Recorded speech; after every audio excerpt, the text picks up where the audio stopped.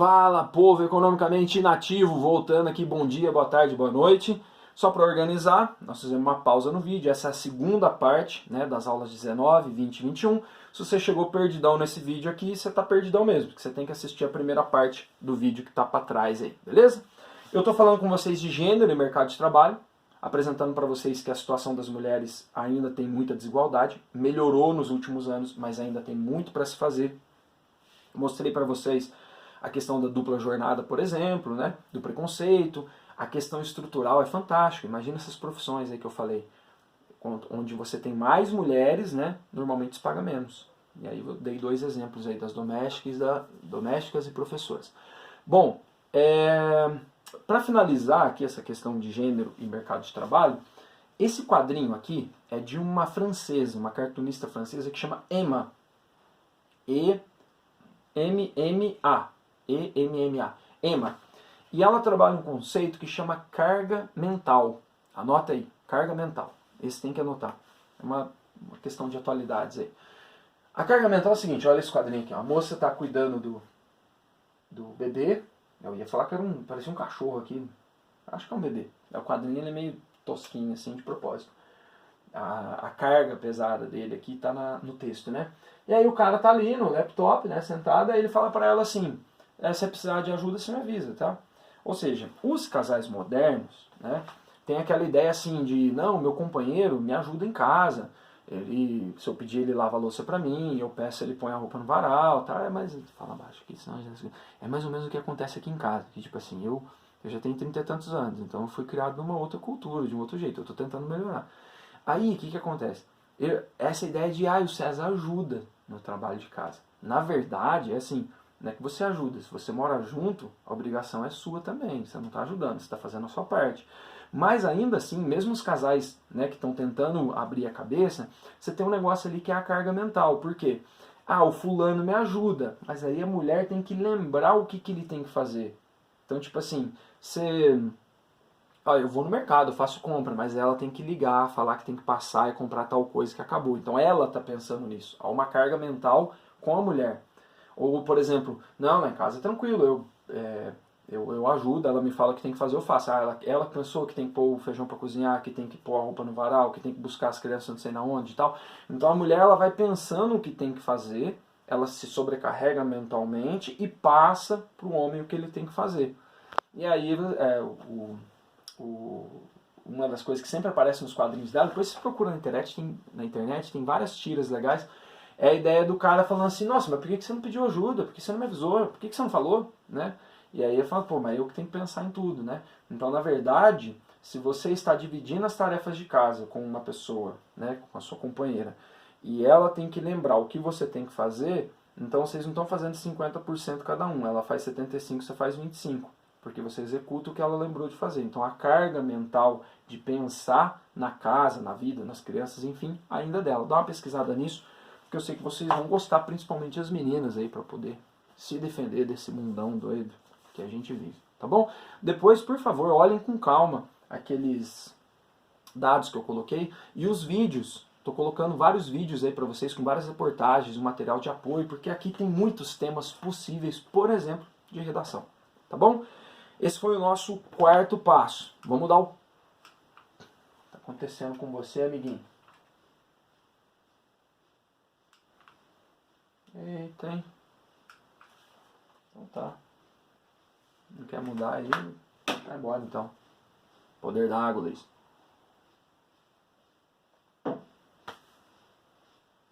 Caramba, será que você está fazendo com isso aí? É o seguinte. Nesses assuntos de mercado de trabalho e tal, a gente tem que tomar um pouco de cuidado com o que a gente já conversou na sala, então aqui eu só quero lembrar vocês. O crescimento econômico de um país não é igual à distribuição de renda. Vocês fizeram uma prova para mim falando disso, né? Quando você olha, por exemplo, o PIB do país, ou a renda per capita, né, que é o PIB e a população, dividido pela população, isso não reflete como a renda é distribuída. Então tem que tomar muito cuidado, porque nesses assuntos aqui de setores produtivos da economia, população e tal, normalmente se fala de números de crescimento. Eu trouxe um exemplo para vocês, que vem lá dos anos no final da década de 60, começo dos anos 70, governo, né, no regime militar, a ditadura civil-militar no Brasil. Olha só essa evolução aqui, ó, o salário mínimo, ó, o ano do golpe é aqui, ó, 64, tá? Olha o que aconteceu com o salário mínimo aqui no Brasil. Só caiu. E o PIB nesse momento? Cresceu. O Brasil cresceu quase igual a China nesse momento aí, a China de agora, né, recente. 10% ao ano, velho, voando no crescimento. Só que esse PIB não estava distribuído, a concentração de renda era brutal. Então eu só estou colocando esse tópico aqui para a gente tomar um pouco de cuidado com essa ideia do crescimento, né? Com essa ideia dos números, né? Que não revelam necessariamente onde a renda está concentrada. Tá? Então essa renda, quanto melhor ela estiver distribuída, melhor é para a economia. Não adianta você ter um crescimento exponencial aí no PIB e a renda não está bem distribuída, você tem um salário mínimo cada vez mais baixo. Né? Esse período aqui no Brasil ficou conhecido como milagre econômico. Né? Muito dali do período da ditadura, aquela ideia de Brasil, país do futuro, país que vai dar certo, ou você ama ele, ou você sai fora e tal, porque o Brasil estava crescendo. E aí tem a teoria econômica, né? Ó, a gente não pode, vamos fazer um bolo para a gente comer, a gente não pode dividir o bolo, ou seja, dividir a renda antes dele crescer. A gente tem que pôr o bolo no forno, esperar ele crescer, e a hora que a gente cresce, né, o bolo cresce, aí a gente divide a renda. E aí nós estamos esperando o bolo crescer até hoje, embatumou. Não cresceu, quer dizer, até explodiu para alguém aí. Muita gente ficou rica, muitas construtoras, muitas obras no regime militar, corrupção pra caramba, muita corrupção. Quando você escutar alguém falando que, pelo menos na época militar não tinha corrupção, dá o meu telefone para essa pessoa. Pode passar, manda para ele aqui que não tinha corrupção na época da ditadura, que aí eu quero conversar com essa pessoa e mandar alguns documentos para ela, tá? Muita corrupção, isso aí não é um dossiê, não, tá na internet para quem quiser ver. O que não tinha era fiscalização, porque não tinha liberdade, não tinha democracia, né?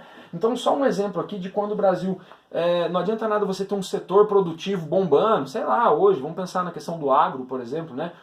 O agronegócio bateu todos os pontos de recorde aí na balança, não sei o quê, mas como que isso é distribuído para a população? Nos setores produtivos, no emprego, nos direitos trabalhistas, na hora de trabalho, esse tipo de coisa. Então é preciso pensar nessa distribuição, tá certo? Esse era o quinto ponto. O que está acontecendo contigo, meu amigo? Não quer trabalhar, né? Tudo bem. Vamos lá, desemprego. O desemprego é o sexto passo que a gente está dando. Está acabando já, tá? O desemprego é o seguinte, a primeira coisa que a gente tem que pensar, depois você olha com calma lá no livro-texto, mas existe uma diferença na metodologia, na forma de processar os dados do IBGE e do DIEESE, que também é um instituto importante no Brasil. Esses dois órgãos, né, eles medem o desemprego de forma diferente. Por exemplo, o IBGE normalmente dá números menores. Por quê? O IBGE considera a pessoa que está desempregada mesmo. Tipo assim, você está trabalhando? Não. Está procurando emprego? Então você está desempregado. O DIEESE, ele considera, além disso, ele considera uma pessoa que tem um subemprego, por exemplo. Então, por exemplo, tem um cara que ele está trabalhando, sei lá, catando reciclagem. Para o IBGE ele não está desempregado, mesmo não sendo formal, mesmo sendo precarizado e tal. Então ele não entra na estatística. Para o DIEESE ele entra. Todo mundo que tem um emprego ruim, todo mundo que está numa situação precária, ele considera como desempregado. Então depois você dá uma olhada nesses números aí, mas basicamente assim, normalmente o DIEESE tem um número maior, mais assustador de desempregados, né, porque considera uma situação mais real, e o IBGE normalmente dá um número mais baixo, tá? DIEESE, IBGE, olha lá isso depois. Porém, o desemprego ele tem pelo menos 4 tipos de desemprego. Então anota aí, existem 4 tipos de desemprego. O primeiro tipo de desemprego é o desemprego natural. É assim, você trabalha num lugar e aí um dia você resolveu sair ou te mandaram embora, aconteceu alguma coisa e você vai sair e vai trabalhar em outro lugar. Esse meio tempo que você ficou entre um trabalho e outro pode ser considerado um desemprego, mas um desemprego natural. Não é ruim, né? Isso acontece todo dia. Todo dia pessoas são demitidas e pessoas são contratadas. Então você tem um desemprego que é natural, né? Não é todo mundo que começa num emprego e vai até o fim da vida naquele emprego, né? Felizmente, às vezes isso acontece. Além do natural, você tem um desemprego que é sazonal, que é quando fecha a fábrica do Sazon. Não, quando você tem um emprego sazonal é de season, de estações, né? O desemprego sazonal é aquele de temporada. Então normalmente está relacionado ao turismo. Ah, a galera lá de uma cidade turística, nossa, no mês de janeiro trabalha pra caramba e fica desempregado, trabalha no carnaval, fica desempregado, trabalha em feriado, fica desempregado, fim de ano, férias, né, fica desempregado. Então você tem temporadas, né? Isso pode acontecer também com plantações. Então o pessoal da apanha de café, trabalha lá apanhando café, depois fica desempregado. Colheita de batata, vai lá, depois fica desempregado. Então você tem desempregos temporários. Isso acontece, tá? É o sazonal. Aí, os dois últimos são mais complicados. Você tem o terceiro tipo de desemprego, que é o desemprego de conjuntura. Ou seja, que é o que nós estamos vivendo agora, né?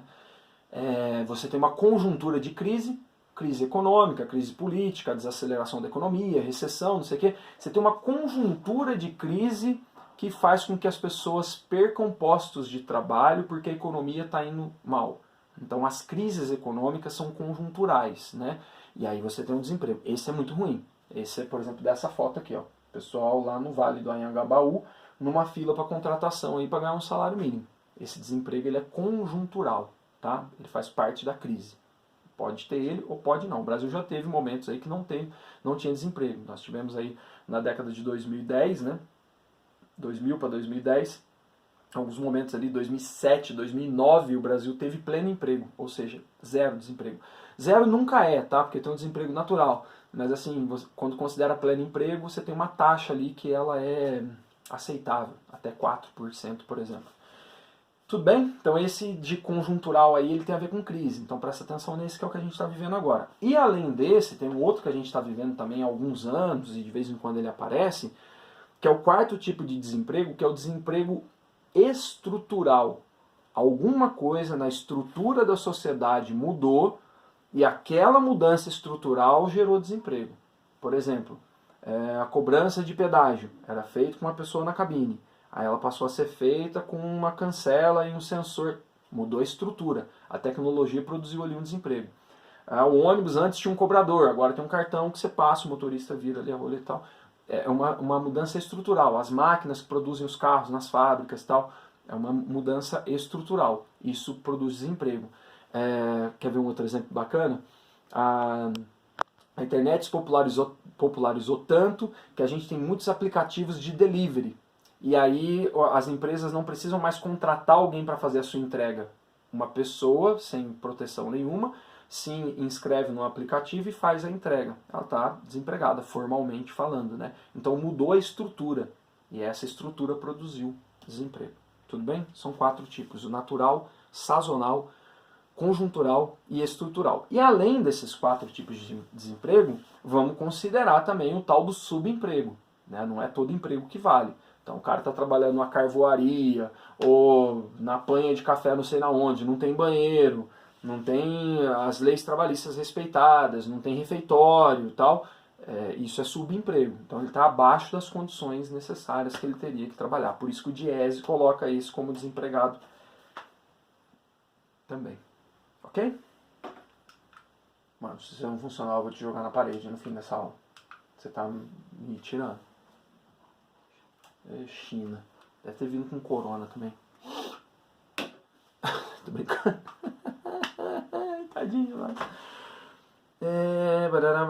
Mercado de trabalho informal. Coloquei aqui umas barraquinhas na porta do Itaú aqui de propósito. Esse é o 7º passo que a gente tá dando, já tá acabando, tá? Mercado de trabalho informal é o seguinte. Ixi, tô um besouro nervoso querendo entrar ali. Agora você não vai entrar não, pera aí. Depois eu abro a porta pra entrar. Fala da luz. Onde que eu tava? Água. Lembrei. O mercado de trabalho informal, galera, ele funciona. É lógico que quanto mais precária está a economia, quanto mais crise tem, mais vai se configurando esse mercado de trabalho informal.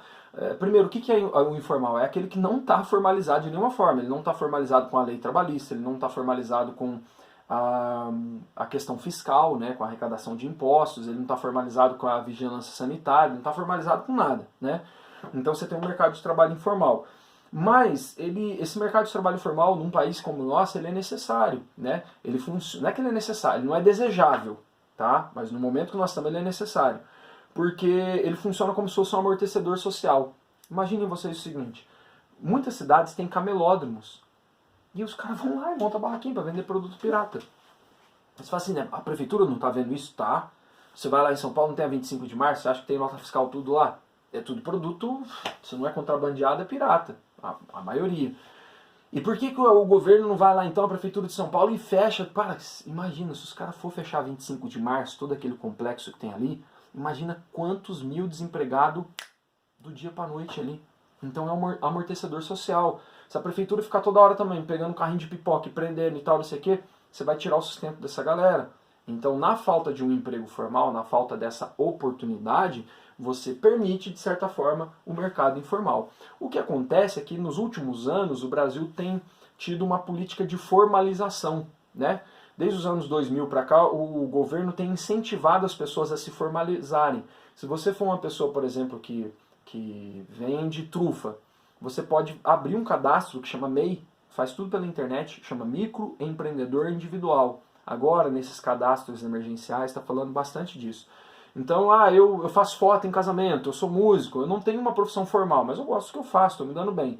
Você vai lá, abre um cadastro no MEI, ele gera para você um CNPJ, e com esse CNPJ você vira uma pessoa jurídica. Eu, por exemplo, sou MEI. Na banda, eu tenho MEI, né? Eu sou uma pessoa jurídica também. Emito nota fiscal, consigo declarar minha renda. Se eu vou comprar um carro, uma casa, fazer qualquer coisa, eu posso mostrar essa declaração de renda. Esse mês eu ganhei tanto, o outro mês eu ganhei tanto. Você mesmo lança. Tem um limite lá para você lançar, mas você mesmo lança a sua renda. Pode abrir uma conta no banco, abrir um crediário numa loja, fazer um financiamento.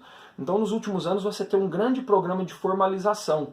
Por isso que a formalização nos últimos anos, ela veio fazendo assim, ela foi caindo de 2000 para cá, e aí com a crise de 2014, 15, ela vai subindo, né? Quanto pior está a situação, mais informais você tem. Mas o Brasil tem aquele momento ali de pleno emprego, então isso fez com que a informalidade caísse. Atualmente ela está só subindo, a gente tem mais de 40 milhões de pessoas que hoje vivem na informalidade. Hoje isso está um caos, né? A informalidade está um caos porque as pessoas desempregadas, nesse setor terciário, tentam se virar de alguma forma, né? Faz máscara para vender, faz trufa, faz atividades não formais, né? Monta um carrinho de lanche, faz pizza para entregar em casa, presta algum tipo de serviço esporádico, assim, só fim de semana, no meio da semana, faz uns bicos e tal. Você tem um grande mercado informal. César, qual que é o problema disso? Isso é ruim porque é ruim de dois lados. Ó. É ruim para o governo, porque se a pessoa não está formalizada, o governo deixa de arrecadar tudo aquilo que ele poderia arrecadar com a formalização. Aliás, para você ser MEI, né, que eu falei para vocês, um microempreendedor individual, você tem que pagar R$60 por mês. Porque aí você tem todos os direitos de um trabalhador registrado. Você está fazendo máscara para vender, aí você machucou a mão, você não pode mais trabalhar. Você pode entrar pelo INSS e ficar afastado um tempo, receber. Uma gestante pode receber a licença maternidade, o salário maternidade. Aqui você fica formalizado, fica tudo certinho, está contribuindo para a aposentadoria, está tudo ok, tá?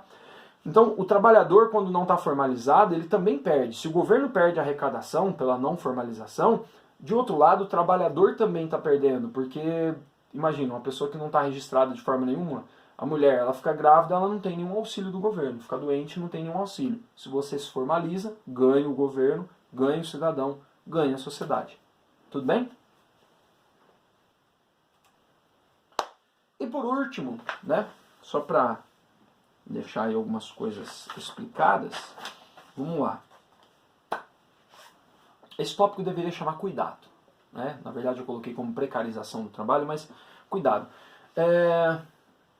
Agora não está tão ruim conversar sobre isso não, porque a atual situação abriu o olho de muita gente para muitas coisas que agora a gente não precisa nem tentar explicar e desenhar, porque está aí, é só a pessoa ver. Mas assim, existe uma ideia de que um excesso de flexibilização das leis trabalhistas, né, é um mito isso, é um mito, pode olhar os dados, a última reforma que a gente fez ia gerar milhões de empregos, isso não é verdade. Existe um mito assim, quanto mais você flexibilizar as leis trabalhistas, ou seja, tirar esse monte de encargo que tem, nossa, a gente paga muito imposto para ter um trabalhador, quanto mais você tirar esses encargos, mais... Peraí que meu cachorro quer passar aqui. Peraí.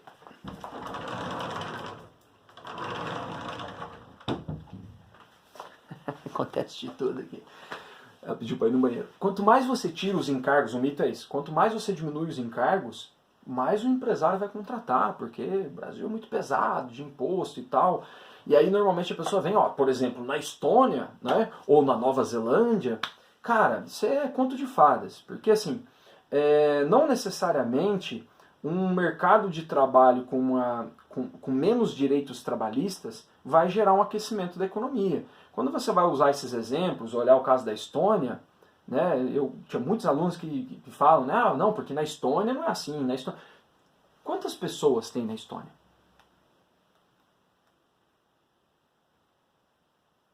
Alguém sabe?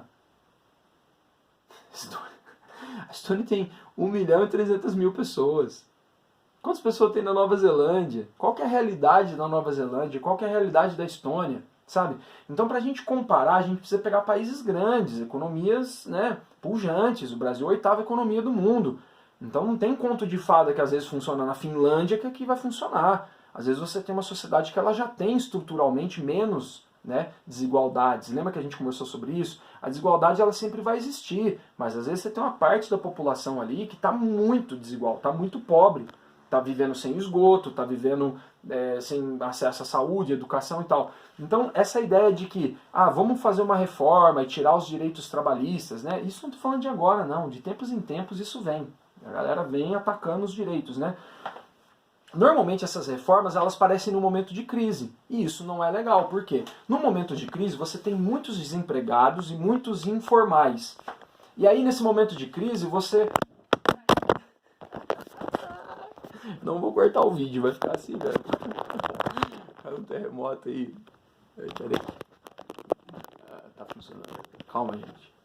Nossa senhora. Agora caiu tudo aqui. Tem um suporte novo, mas tá na internet. Ixi Maria. Vai cair de novo. Vamos ver. Tô finalizando já. Calma. No momento de crise, deixa eu pegar aqui, ó, mais fácil, né? Vou terminar assim, gente. No momento de crise, é ruim você propor uma reforma trabalhista quando você tem um momento que você tem milhões de desempregados, milhões de gente na informalidade, aí você chega pra galera e fala, agora vocês vão escolher, ou isso ou nada, entendeu? Então essa história de ter que escolher o direito, ou ter que escolher o emprego, nem sempre é verdade. Eu tô provocando vocês com esse assunto, dá uma pesquisada aí no mercado de trabalho, por exemplo, da Alemanha, vê quanto que é a hora de trabalho da Alemanha em comparação com o resto da Europa. A Alemanha, ninguém tem dúvida que é um país capitalista. A Alemanha tem um desenvolvimento do capitalismo lá interessante. Não é verdade que para ter o desenvolvimento do capitalismo, você precisa necessariamente enxugar todos esses custos, esses encargos trabalhistas. Porque quando você faz isso, você aumenta a concentração de renda, você desprotege os trabalhadores. Num país pobre isso é ruim. Por quê? É ruim para todo mundo, porque isso diminui o poder de consumo da população. E diminuindo o poder de consumo da população, a gente sabe que hoje o capitalismo é baseado em consumo de massa. Quanto mais você consome, melhor fica a economia. Então precisa tomar um pouco de cuidado com essas lendas, sabe? De que, não, vamos zerar todos os direitos trabalhistas, que isso vai gerar muito emprego. Não gerou, né? Por exemplo, nós tivemos uma reforma no governo Temer que prometeu isso. Vamos tirar lá... Nossa, a reforma foi horrível, horrível. Um dia a gente pode conversar sobre ela. Para os trabalhadores. E a promessa é que ia gerar milhões de empregos. O emprego o desemprego, né? Só aumentou depois disso. Então precisa tomar um pouquinho de cuidado, porque normalmente é assim, ó, quando você tem uma situação que o desemprego é muito grande num país, esse trabalhador ele perde o poder de negociação. Porque uma coisa é você querer negociar com os trabalhadores com pleno emprego. Vamos fazer uma reforma? Vamos. Pô, não tem quase ninguém desempregado. Aí o trabalhador... ele tem uma condição melhor de negociação. Aí é mais fácil. Agora, vamos fazer uma reforma trabalhista com 50 milhões de pessoas sem trabalhar? Aí a pessoa tem que aceitar qualquer coisa. Talvez isso não seja muita liberdade, seja crueldade. Mas o trabalhador pode escolher, César, se ele quer a carteira verde e amarela, se ele quer ter o direito dele ou não. Ela pode escolher o quê? Comer ou não comer? Essas reformas elas têm que ser feitas no momento em que a economia está... que a economia está melhor, né? Porque aí as pessoas têm mais condições de poder negociar, tá bom? Vou finalizando por aqui, que já deu o meu tempo, já vai ficar com esse tombo aí mesmo, não sei como é que ficou, mas não parou de gravar, então deixa rolando. E aí a última parte, né? Só pra gente poder finalizar aqui, eu te mostrar pra vocês. A última parte é o futuro do trabalho, a gente ainda vai conversar sobre isso, Gostaria de conversar com vocês sobre isso, né? Podemos fazer uma rodinha de conversa online, uma live. E passamos, portanto, hoje aqui por todos esses pontos, né? Falamos da classificação, falamos dos setores da economia, dos fenômenos, né? Da terciarização, da hipertrofia e tal. Falei da questão de gênero e mercado de trabalho, falamos do crescimento e desigualdade, né? Não adianta crescer com muita desigualdade. Falei do desemprego, dos tipos de desemprego, falei do mercado informal e terminei agora falando da precarização, né, do trabalho e propus para vocês o futuro do trabalho para a gente poder discutir. Beleza, galera? Esse finalzinho aí é mais uma reflexão, né? Porque a gente tem essa mania aí de que hoje, né, o Estado é pesado, o Estado é mal visto e tal, e dá para capitalismo e Estado se desenvolver perfeitamente. Basta ver o que está acontecendo agora, né? Quem está salvando a gente da crise não é necessariamente o capital, mas o Estado, né? Todo mundo pede socorro para o Estado. Tá muito interessante ver a galera do Estado mínimo agora, como é que fica a situação. Todo mundo pedindo socorro para o Estado grande, forte, gordo e pesado para salvar a turma. Beleza? Deixa eu pôr aqui o... Essa foi as aulas 19, 20 e 21. Pegamos todos os assuntos aí, fizemos tudo nesse tempo. E os exercícios eu faço aí com vocês na aula. Chega, né? Muito obrigado, bom dia, boa tarde, boa noite. Valeu!